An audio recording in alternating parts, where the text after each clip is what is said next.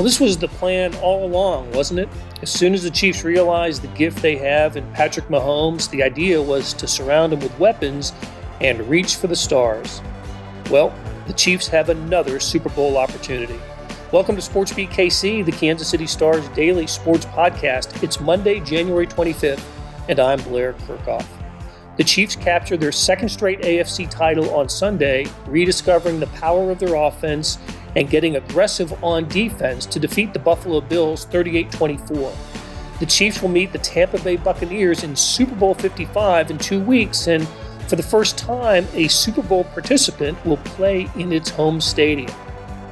After the game, the Stars coverage team of Sam Mellinger, Vahe, Gregorian, Herbie, Teope, and Sam McDowell joined me on SportsBeat Live to break down the AFC title game and offer our thoughts on these Chiefs. It's now presented as a SportsBeat KC podcast. Let's get started. Hey, good evening from Kansas City. The columns, the stories, the grades, they're all in. It's time to talk about the Chiefs. And we're talking about the two-time AFC Championships tonight. Chiefs defeated the Buffalo Bills 38-24 in the AFC Championship game. And we're going to talk about it with you. Send us your questions and comments. We will get to as many of them as we can. We are here with the guys who cover the Chiefs like nobody else.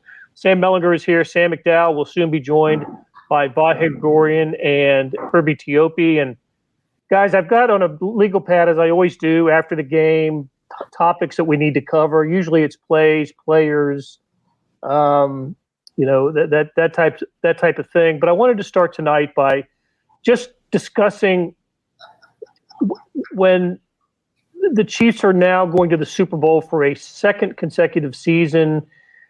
I remember the day that Patrick Mahomes was introduced at the press conference over at the practice facility. I don't think I envisioned this type of success so quickly for the Chiefs.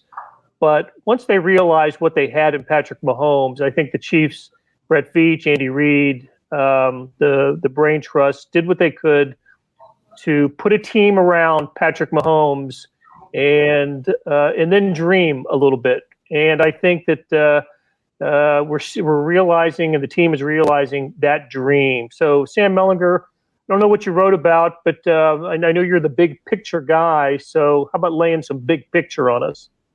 Yeah, man, this is what they envisioned, right? And I think that as soon as they made that pick that you just talked about in 2017, I think this was what was absolutely possible, but it happened so much faster than you would have expected. I think I saw a graphic on the broadcast that this is the first time a quarterback has ever played in three conference championship games before his 26th birthday.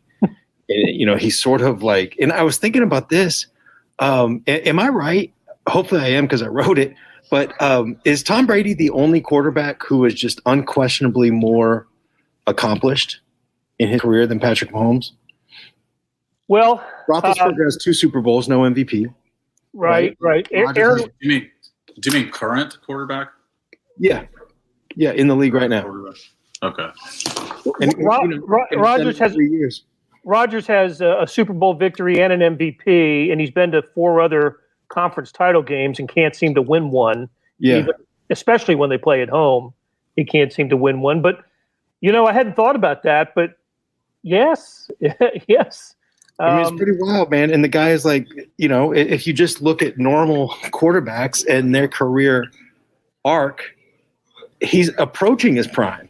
They're not supposed to be as good as they'll be already. And the other thing I thought about was the Chiefs just feel inevitable in a very different way than they used to. Because I remember sitting in this very press box 3 years ago, whatever it was, and Blair, as soon as Marcus Mariota threw that touchdown pass to himself, me and you looked at each other like, oh. I remember the question was, who would you rather be right now, the Chiefs or the Titans? And the Chiefs still had like an 11-point lead at the time. Yes, and now they feel inevitable in the opposite way. This is, 3 out of the last 4 playoff games where they've been down 2 scores. Mm-hmm. And, the Houston one, I thought, ooh, that's a little, 24.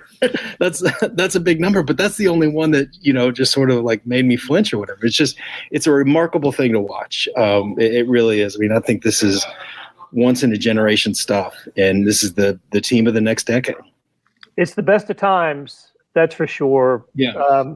Sam McDowell, there's so many different ways to go on this, but let's continue talking Patrick Mahomes. I think we all believed that he was going to play this week. In fact, Melly laughed at us for even suggesting that he might not play around midweek. But he was, he's had great games. This may have been his best playoff game. From the regular season meeting where the Chiefs ran all over the Bills took that away to a large extent tonight. So. I thought it would have been a better idea for Buffalo to defend Travis Kelce at some point. They didn't seem terribly interested in that, and Kelce and Tyreek Hill were just phenomenal again. Yeah, just to kind of piggyback off of what Sam said. Well, to add one thing about that Marcus Mariota game, I remember I turned to Sam before the game even started, and I said, now, of all their playoff losses, like this would be the worst one, right? Like this is the one they're favored by the most points. Like this would be the worst home loss. And of course they lose that game. But, it's just amazing how much one player can have such an amazing effect on a sport in which 22 guys start. Yeah. And I know that Andy Reid's done a lot. I know that Brett Veach has done a lot, but those guys were here before Patrick Mahomes, and the playoff streak continued.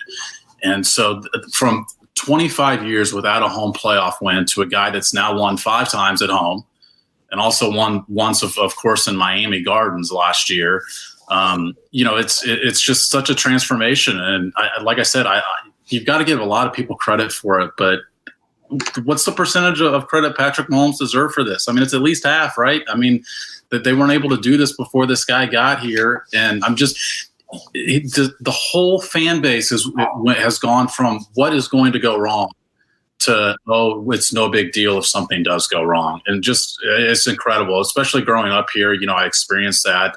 Several of my friends still root for the Chiefs, and just the feeling and emotion that's different because this guy's here is just remarkable. Yeah, the best description I've heard of him, and this is one that's used inside the organization, is he's a force multiplier. Like, because the Chiefs were a good team. This is not like the 0-16 Lions that win it. I mean, they were in the playoffs 4 out of 5, 5 out of 6, whatever it was, years before he took a snap as QB1. But God, I mean, once you have that guy, everybody else just becomes better at their job. Because he opens up so many possibilities. Offensive linemen, their mistakes are covered up. Travis Kelce and Tyreek Hill's strengths are amplified. The defense can play different. I mean, it just goes on and on. Marketing, business, everybody, and that's the thing that they've had. That's the thing that they have right now that 31 other teams would love to have themselves. And one of those 31. Can have some replica of it with a trade for Deshaun Watson sometime this offseason. Right? That's right. Barbara Hedrick reminds us it's time to put away the bad old days stories. We're living in these new wondrous times, and they are kind of wondrous, right? I mean, 50 years without a Super Bowl, and then back-to-back Super Bowl appearances for the Chiefs. Okay, let's look. Blair, I think that's a good thing because I wondered that while I wrote today, because I wrote in reference, just a couple paragraphs, but still just how bad it used to be. And I'm wondering at what point do we sort of move on from that? And then I decided for those of us that wrote about the teams beforehand or were here in Kansas City, I decided never is a time to stop mentioning how bad it once was before this guy got here. Never forget. if seriously though, if it's 15 years from now and this guy's won 5 Super Bowls, I still think it's like, hey, by the way, before this guy got here. Right. Remember when Eric Fisher was called for holding against the Steelers? Exactly. Yeah. Yeah, we'll always have that. So, okay, but onward. And speaking of mistakes and things that could go wrong, there was a big one for the Chiefs early on tonight. And what did you guys the Chiefs can't seem to go a game now without some sort of special teams bungle, right? It's missing an extra point, missing a short field goal, fumbling, a punt return. There's just something, it seems like, every single game. And tonight, hey, Vahe Gregorian has joined us. So, Vahe, we're into the game now, and we've gotten up to the Bills' second possession. Chiefs held them. They're punting, and Chiefs are going to get the ball, and all's going to be well. But wait, there was a little bit of a delay in this because McCole Hardman fumbles away a punt in which he wasn't hit. That's hard to do, I think. Catch it in the air, turn, or they just lost it. So the Bills go in for a short touchdown, and it's 9-0 because the Bills missed the extra point. What's the level of concern for the Chiefs at this point? Only a 3-point favorite. Playing with a quarterback that went 3-and-out in the first series, has a turf toe, and Buffalo comes in 13-3 with a quarterback who we all respect. I'll start with you, Vahe. What was the level of concern when it was 9-0?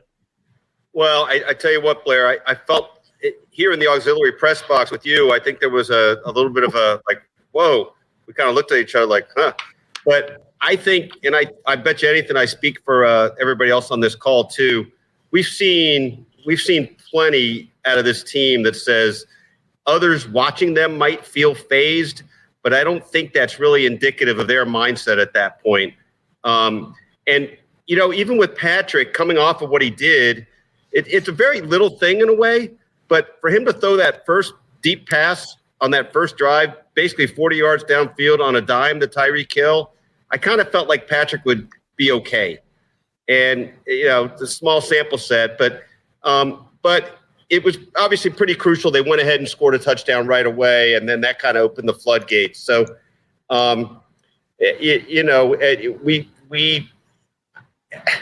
it's hard to feel like you just don't believe this anymore when they've won 25 out of the last 26 games Mahomes has started.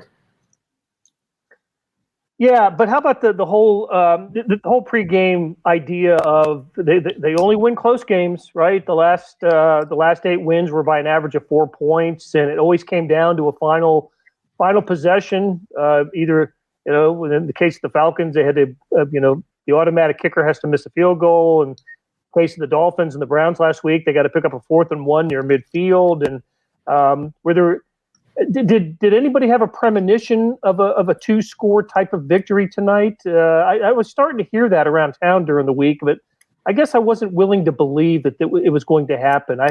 We hadn't seen an outcome like this for quite a while, but it does speak to the idea that the Chiefs they've won 14 regular season games, but they played the lowly Carolina Panthers, to a 2-point game, and then they go beat the New Orleans Saints by 3. They go beat Tampa Bay by 3.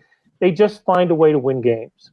One quick thing I'll say, Blair, just to that is that it's a handy thing to have in your holster, so to speak. That you think you're going to pull out those close games if you're the Chiefs. You kind of did it in yet another way last week. But Sam Mellinger asked Andy about this the other day. Sam, I can't really remember how Andy answered it, but I think your premise was, well, doesn't this team find extra gears? Even tonight you were talking about that with Andy, but doesn't this team have a way of having another gear too? And the ability to win many different ways also includes, when you can exploit a team and when you're playing, each phase of the game, maybe you can do this. You're muted, Sam. Sorry, problems with the mute button. On brand. Not all like one score wins are. What's that?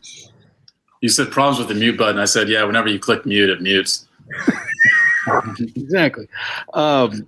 So not all one score wins are created equal, right? And so the Falcons one I think was a concern, at least in my eyes. But the deal with all those wins is that's part of what I'm talking about with the inevitability of this team, because when they have the 4th and 1, or, when Tyrann Mathieu needs to make a play on the back end, or Chris Jones needs to, wreck a play, by, destroying the right guard. They always do that. And I don't know how many times you can see the same thing and think it's luck. You know what I mean? At some point, that's just what they do. And, to blow out, it was 14 points. I don't know, kind of a borderline blowout. I don't think it was as close as 14, but to do that with what you said, like the muffed punt, Tyreek dropped a 40-yard pass, that led to a punt. Juan Thornhill dropped what would have been a really, really good interception, but still dropped it.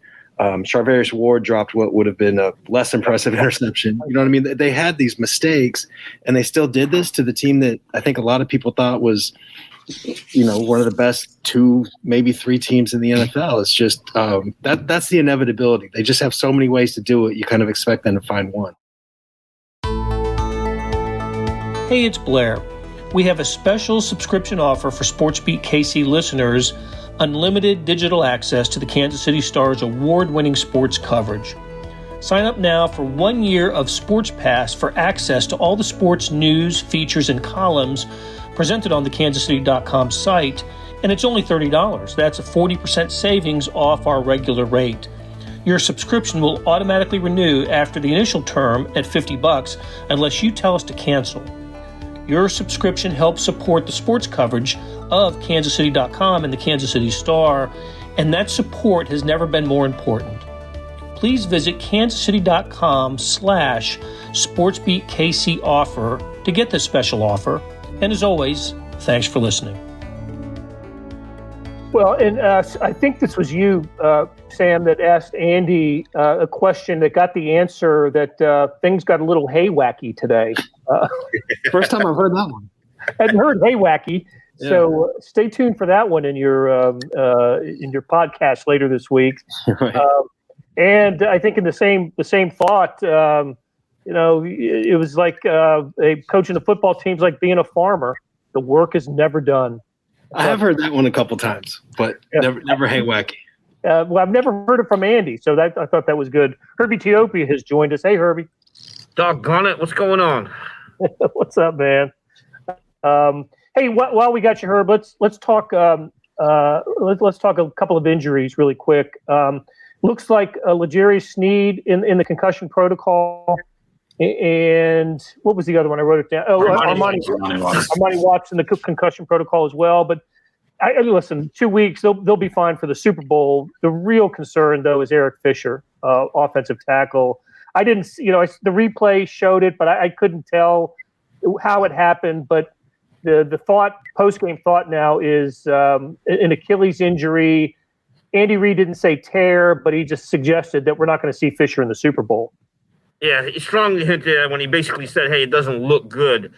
And you got to remember, Achilles injury sometimes doesn't even happen with contact, so that's always never a good thing.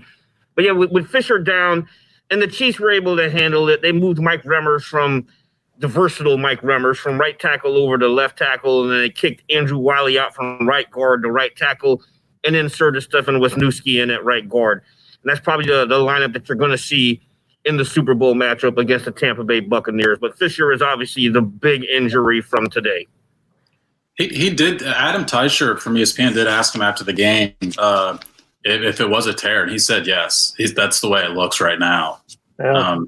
But the one thing about Eric Fisher, and we've talked about it on this program, the Chiefs are 25-1 over the past 2 years with Eric Fisher in the lineup. I mean, it's not a guy they can't win without, but it's certainly not a small absence if they've got to play. Obviously, they're already playing without their best tackle. They're playing, the strength of their offensive line is the guys on the outside. And if they're missing both of those guys, like those are some pretty big absences for the Super Bowl, especially against Tampa's defensive line. Tampa's, we talked about this week as well. Buffalo's defensive line was the weakness of this defense, and it showed up tonight as a weakness of the defense.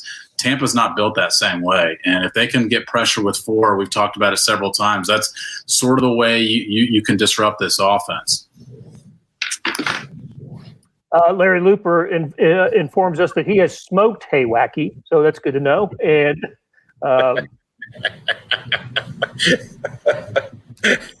Cody and Drizzy says, here's to me not getting the stomach flu for the Super Bowl day this year, but if it means winning it, I'll take one for the team. That a guy. There you go. Good job, Cody. Absolutely, you will. So, all right, let's. I want to talk about the defense a little bit. Again, we probably don't say enough about it, talk enough about it, but I just think that side of the ball has been really, really good. And it was Jim Nantz that said it. I didn't realize until he said it during the broadcast. The Bills scored the first 9 and the final 9 points of the game, and in between, the Chiefs outscored them 38-6. So that strikes me as a nice little center of the game production for the Chiefs. But a lot of that was the Chiefs came into the game last in the NFL or during the regular season in red zone defense. And the Bills scored 2 touchdowns on 5 trips into the red zone today. Had a couple of field goals, got the interception. So I thought it was an aggressive defensive game plan that I have seen from Steve Spagnuolo. Herbie, did you see the same thing? Oh, absolutely. And the thing that really jumped out to me here was they took away Stefon Diggs. Okay, and Diggs at one point in the second half just had 2 catches for 12 yards on 5 targets. Now, granted, when the Bills started going into hurry-up mode, he started padding those stats. But the fact they took away him and Cole Beasley, they befuddled the heck out of Josh Allen. 4 sacks, 10 quarterback hits on the game. Frank Clark accounted for 2 of those sacks. Yeah, they got after him. And all the credit to Steve Spagnuolo, who made the adjustment after the Bills jumped out 9-0. And you got to remember, the Bills throughout the first quarter, they were utilizing an up-tempo offense, but Spagnuolo adjusted to it, and you saw what happened. The end results there. I like how the pressure came from the outside too. I think they were trying to funnel Josh Allen to the middle of the field, not let him get outside with his legs, and so that's why you saw L'Jarius Sneed, blitz from the outside, and Tyrann Mathieu. Sorensen came up the middle one time, but for the most part, when the Chiefs blitzed, it came from the outside, and it was really effective. Look, Allen ended up with 88 rushing yards and 280 passing yards, but a decent chunk of that came after the Chiefs had the significant lead. So I just thought when the game mattered the most, the Chiefs defense was really good again. And I don't know about you guys, but I think this is a defense capable of helping the team win the Super Bowl. Chiefs aren't going to have to go to Tampa hoping to outscore Tampa Bay. I think their defense can make plays, and I love what Tyrann Mathieu said after the game. He was taking the day off. It's just a day off for him. He let all the other guys in their man coverage do the work, and he just sat back there. And obviously not true, but I don't know. We don't talk enough about Steve Spagnuolo in this defense. Have I got an amen for that? You did. Yeah, you did. Blair, I think one of the interesting elements of this game was I thought they would have to potentially put a quarterback spy on Josh Allen just because of the way he's able to run the ball. And instead it seemed like of course, you got to watch the tape. But it seemed like rather than put a quarterback spy on him, they blitzed that guy pretty consistently. And maybe the tape told them that Josh Allen consistently runs one way or the other. We saw that with Kyler Murray late in the season. They constantly blitzed him from his throwing side because that's the way he liked to scramble. Maybe the tape told them that as well. I mean, I know Josh Allen got loose a couple of times, but not consistently enough to where it made you worry about bringing that extra rusher. And so they just were bringing the extra rusher constantly today. And I thought the game plan was terrific. The defense was really good, like you said, but I think it was a result of the game plan they had against them.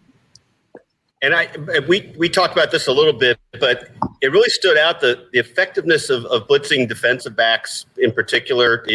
Corners come in, and I also thought, and we've probably alluded to this a little bit, but the coverage was so good. Man coverage was so good in particular, even when Allen had a lot of time. There were a couple of times. Remember that? I can't remember who caught it, but it was with Ben Neiman, all over the guy for like 8 seconds, and it's kind of like can't put it there. But I just thought they were Velcroed to these guys for the most part. That's 2 weeks in a row. The coverage was great last week against the Browns as well.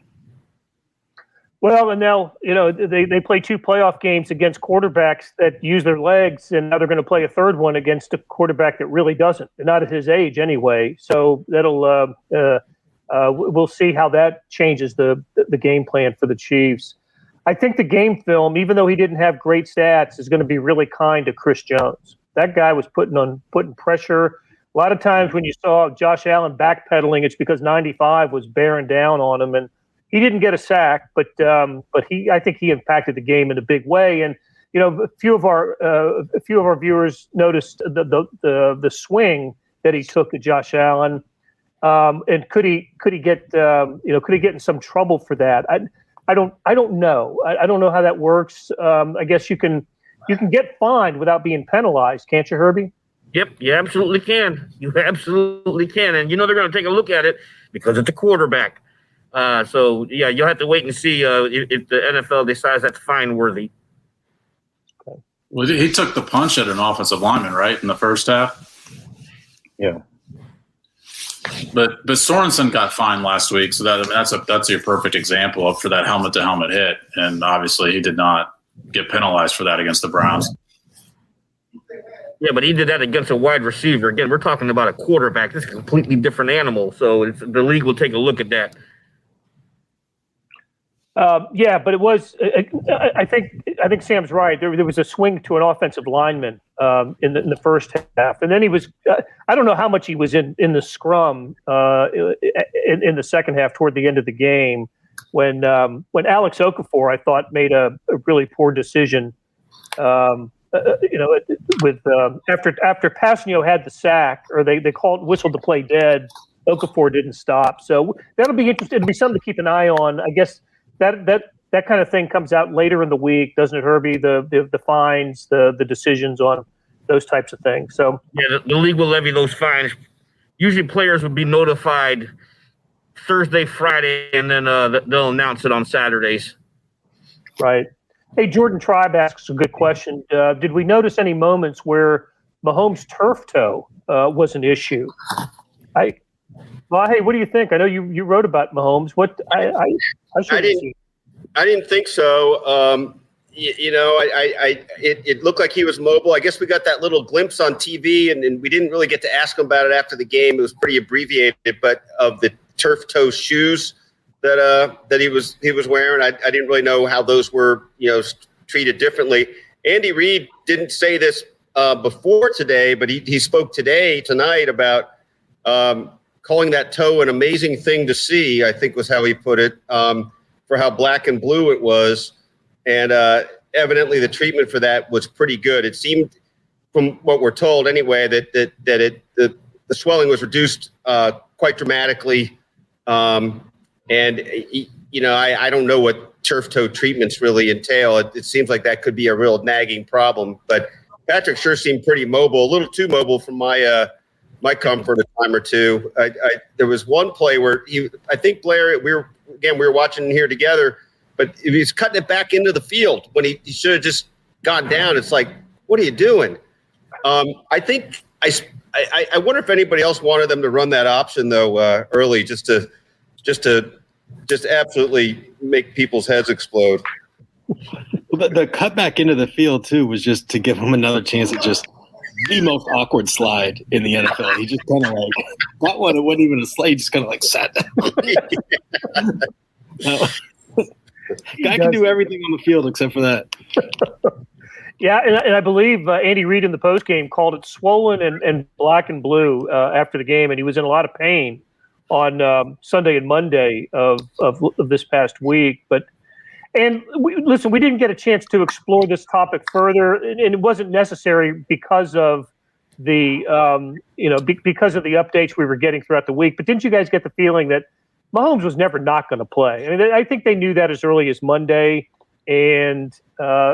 but they said nothing that was said by the Chiefs was inaccurate. Still in the concussion protocol, still was limited in practice. Couldn't take all the didn't take all the snaps. So again, I refer to Sam's chortle at midweek chortle on this.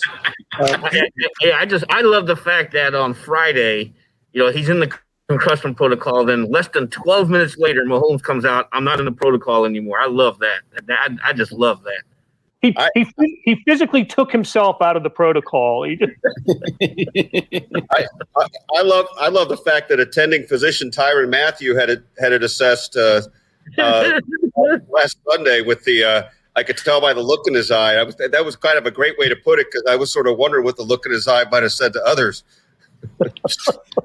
Yeah, he said the look in his eye was like, "Don't forget about me," and that has never been a problem with any of us on Patrick Mahomes.